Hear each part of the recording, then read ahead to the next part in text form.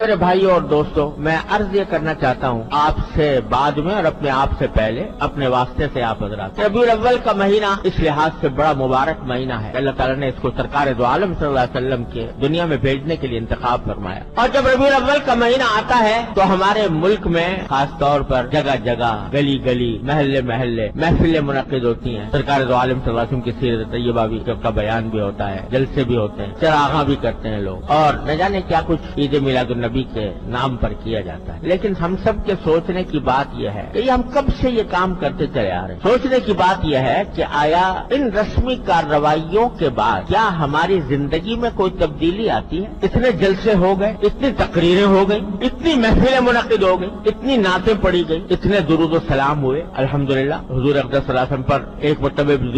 درود شریف کو بھیج دے تو اللہ تعالیٰ اس کے اوپر 10 رحمتیں نازل فرماتے ہیں۔ اللہ تبارک و تعالیٰ ہم سب کو توفیق عطا فرمائے۔ لیکن سوال یہ ہے کہ یہ سب کچھ ہونے کے بعد کیا ہماری زندگی میں کوئی تبدیلی آتی ہے؟ کیا ایسا ہوتا ہے کہ ان کارروائیوں سے پہلے ہم کسی سنت سے محروم تھے اور اب ان کارروائیوں کے بعد کسی سنت پر عمل کرنے کی توفیق ہو گئی؟ اگر اس سوال کا جواب ہم اپنے گریبانوں میں منہ ڈال کر دیکھیں تو بظاہر اکثر و بیشتر اس کا جواب نفی ہی میں ملے گا۔ جس ڈھب پر زندگی پہلے چل رہی تھی اب بھی چلتی ہے، پہیا جس طرح گھوم رہا تھا اب بھی گھوم رہا ہے۔ پہلے اگر سرکار دو عالم صلی اللہ علیہ وسلم کی سنتوں کی اتباع کی فکر نہیں تھی اب بھی نہیں، تو بتائیے کہ آیا اس بات سے سرکار دو عالم صلی اللہ علیہ وسلم خوش ہوں گے کہ میری امت کے لوگوں نے میری تعریفیں تو بہت کر لی، لیکن کیا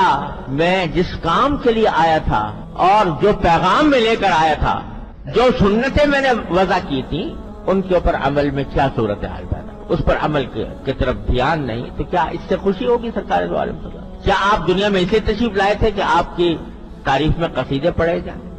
آپ کو تو پیشکش ہوئی تھی کہ اگر آپ چاہیں تو دنیا کا سارا مال و دولت آپ کے قدموں میں ڈھیر کر دیا جائے، اگر آپ چاہیں سردار بننا چاہیں تو ہم سب متفقہ طور پر آپ کو سردار بنانے کے لیے تیار ہیں، اگر آپ کو حسن و جمال کی خواہش ہے تو دنیا کا منتخب حسن و جمال آپ کی خدمت میں پیش کر دیا جائے۔ ساری پیشکش کر دی گئی تھی، مگر آپ اپنے اس پیغام سے، اپنی اس تعلیم سے باز آ جائیں۔ سرکار دو عالم صلی اللہ علیہ وسلم جواب میں کیا فرمایا تھا کہ اگر میرے ایک ہاتھ میں آفتاب اور ایک ہاتھ میں مہتاب بھی دے دو گے تو میں اپنے اس دین کی اس تبلیغ سے باز نہیں آ سکتا۔ سرکار دو عالم صلی اللہ علیہ وسلم اگر محض بھی کرانی ہوتی تو وہ اس وقت پیغام قبول کر لے۔ تو ہم سب کے سوچنے کی بات یہ ہے کہ آیا ان ربیع الاول کے مہینے کے آنے کے بعد ہم سرکار دو عالم صلی اللہ علیہ وسلم کی تعلیمات پر عمل میں کوئی ہمارے ترقی ہوتی ہے؟ بلکہ افسوسناک بات یہ ہے کہ حضور اقدس صلی اللہ علیہ وسلم کی سیرت طیبہ کے نام پر ہم وہ کام کرتے ہیں جو سرکار دو عالم صلی اللہ علیہ وسلم نے جن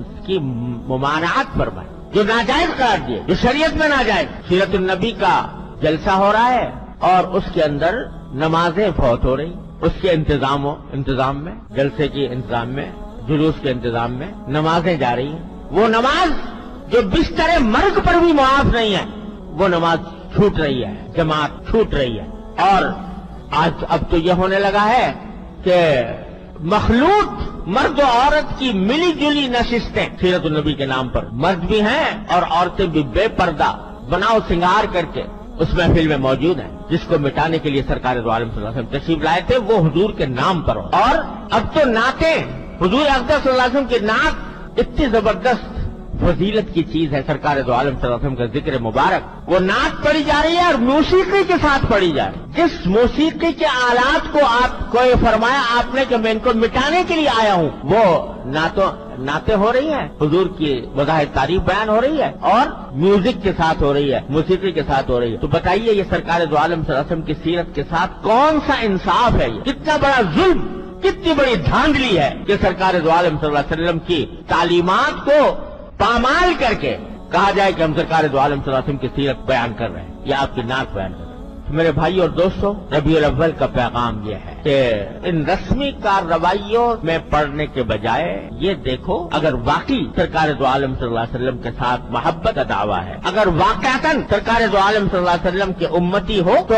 کم از کم اس مہینے میں اتنا جائزہ لے لو کہ سرکار دو عالم صلی اللہ علیہ وسلم کی کون سی سنت پر ہم عمل کرتے ہیں اور کون سے پہ عمل نہیں کرتے، جس پر نہیں کرتے اس کے اوپر اب کرنے کی کوشش